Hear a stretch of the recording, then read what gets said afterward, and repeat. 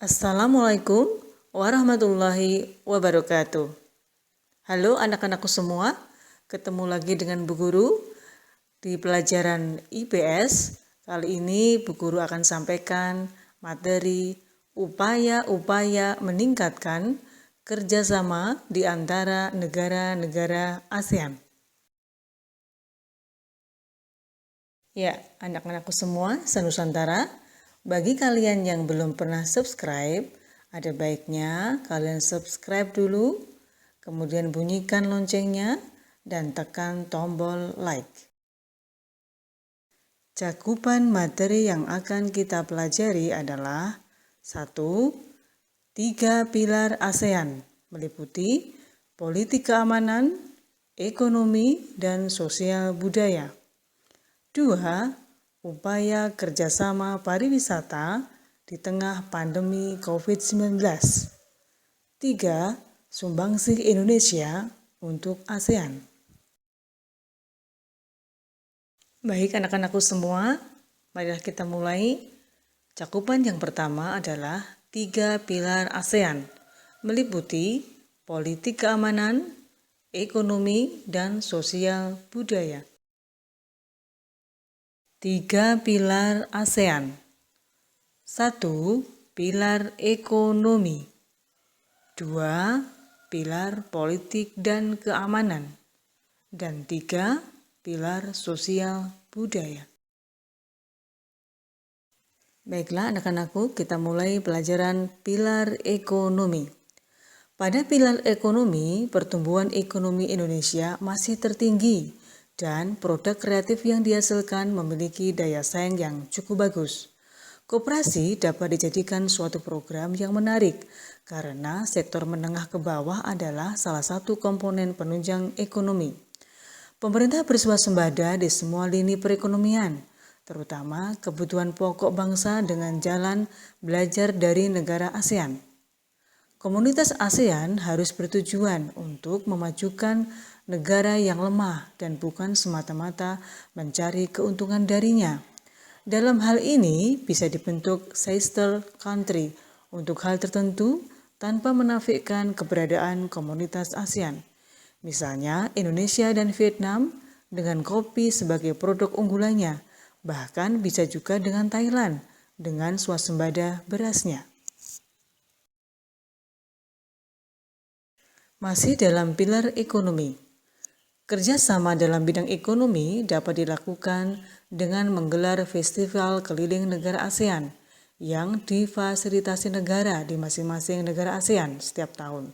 Dengan demikian, semua komunitas mengetahui produk unggulan masing-masing negara. Di dunia maya terdapat kerjasama dalam menjajakan produknya dengan skala yang lebih luas, yakni di dunia internasional. Jika Jakarta memiliki Jakarta Fair, maka hal tersebut bisa ditiru komunitas ASEAN, misalnya dengan acara ASEAN Fair. Salah satu langkahnya bisa dilakukan di dunia maya dengan membentuk satu page bersama. Baiklah anak-anakku, kita lanjutkan. Yang kedua adalah pilar politik dan keamanan. Secara historis, Indonesia adalah pendiri ASEAN, sehingga secara politis mempunyai pengaruh yang kuat dan militer Indonesia diyakini masih yang terkuat di ASEAN. ASEAN berupaya meningkatkan kualitas pelayanan publik melalui peningkatan pemerintahan dan pelibatan masyarakat madani atau civil society dalam pengambilan keputusan. Komunitas negara ASEAN dapat bekerjasama dengan membentuk Badan Keamanan ASEAN, sehingga jika ada perselisihan tidak perlu dibawa ke mahkamah internasional terlebih dahulu. Setiap masalah harus diselesaikan dengan win-win solution dan terus bersinergi untuk merawat keharmonisan antar keduanya dan sesama lainnya. Ya, sampailah kita pada pilar yang ketiga, yaitu pilar sosial budaya. Pilar sosial budaya menempatkan Indonesia sebagai negara SDM yang banyak dengan usia produktif yang meningkat.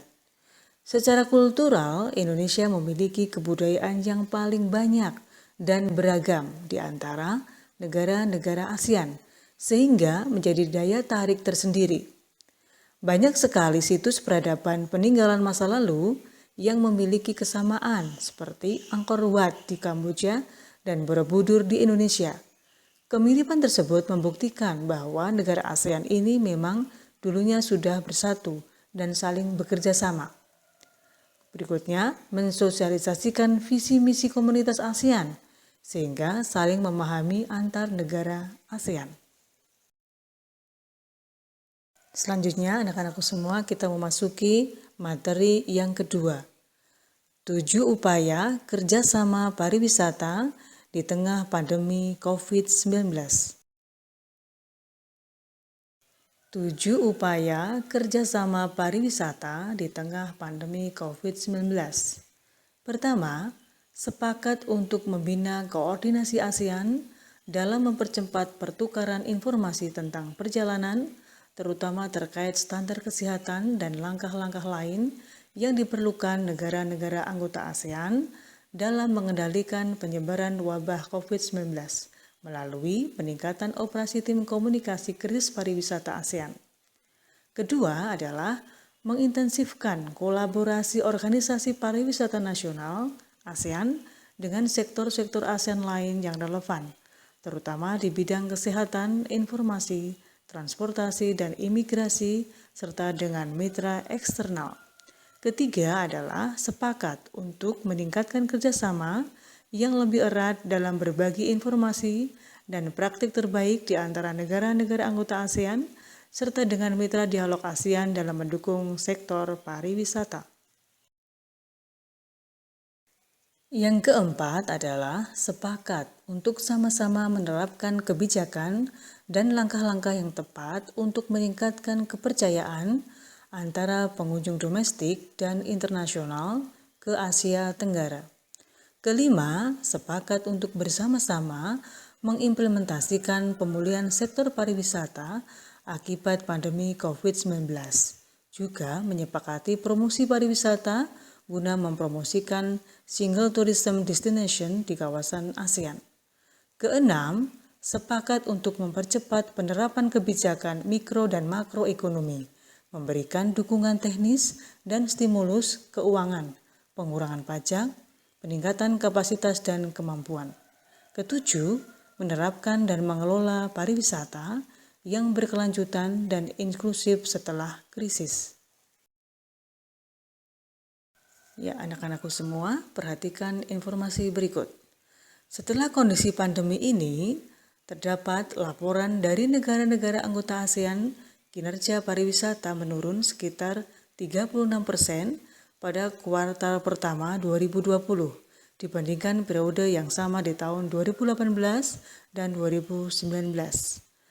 Tingkat kedatangan wisatawan internasional tercatat menurun sekitar 34% dan tingkat hunian kamar hotel saat ini berada pada titik terendah dan banyak terjadi pembatalan dalam industri tour dan travel.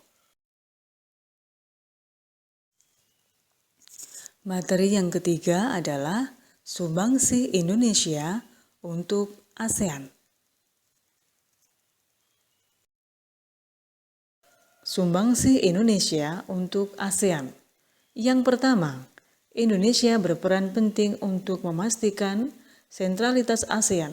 Contohnya, dalam memprakarsai dikeluarkannya pernyataan bersama Menteri Luar Negeri ASEAN tentang pemeliharaan perdamaian, keamanan, dan stabilitas di kawasan pada bulan Juli 2016.